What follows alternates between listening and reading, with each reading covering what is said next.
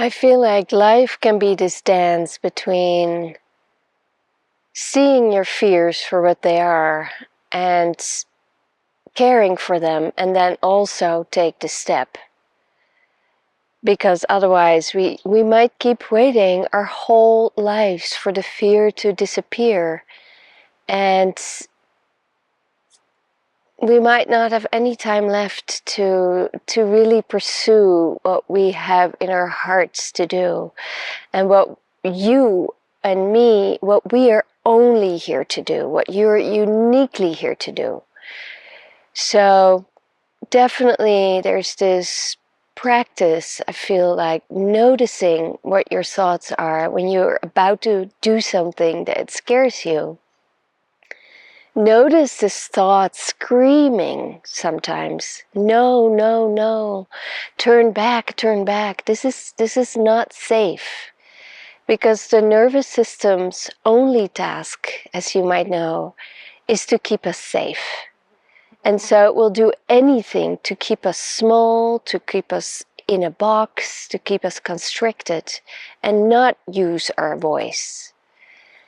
And there can be a pitfall of not recognizing that this is what the nervous system does. And so we'll keep just waiting. And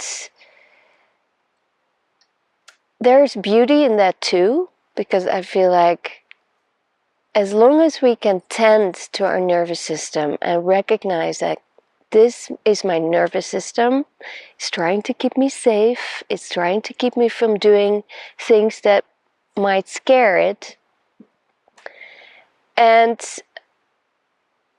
at the same time, keep practicing your presence power, because only through the practice of presence power in your daily life, moment by moment, can you cultivate that awareness.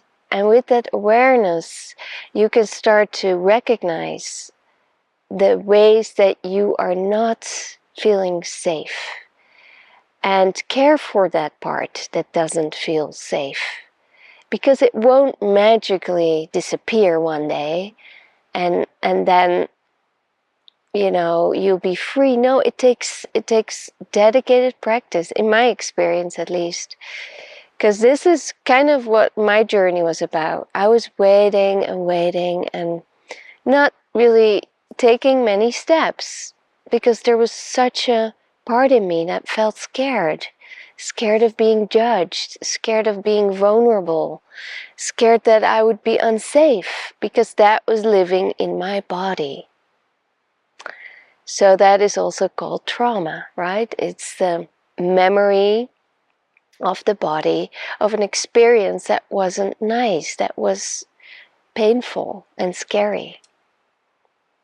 So there's this one hand of cultivating and practicing presence, and with that power arising, you can shine a light and illuminate that part of you that feels contracted and scared and wants to hide and feels not good enough and feels not worthy of stepping up and sharing your light. Because that part needs so much care and so much kindness and compassion.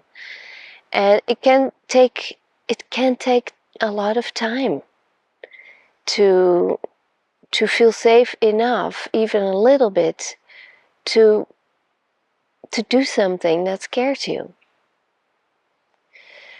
So be very patient with yourself and very, very slow. You never have to think that you're behind, that you're not doing enough, that you should push yourself more. Maybe all you need is to turn towards the part that feels scared, to practice daily some breathing, some calming yourself, some comforting yourself, some letting that part know that you're here for it, that you will care for it no matter what. And in that way, become this loving mother that you might not have had, or you might have had her in your life, but There's always room for more love for the parts of us that feel so unseen and so unvalued, unvaluable. And it wants to come out of that darkness. It wants to come out of the mud. But it can only do so if we tend to it, if we support it with our loving kindness and our patience and our almost holding our hand to that one that feels scared and say, come, let's come, we'll go together. You can be here and it will not leave you alone. If you're scared, let's turn back and we'll try again tomorrow or another day. It's that kind of love and tenderness and unconditional warmth that we're all seeking, I think. And when we don't receive that, and we usually don't, right? Not in the way that we need it. So with this taking care of yourself and those parts of you that feel so tender, you can be your own loving space, your own loving arms. And in that way, tiny little openings will arise in its own timing. Because the ego has its timing, you know, it's like, yeah, let's do it and push through and you got this and bang, bang, bang. And that usually doesn't work for that scared little one. It's way too aggressive. And so you need to take little steps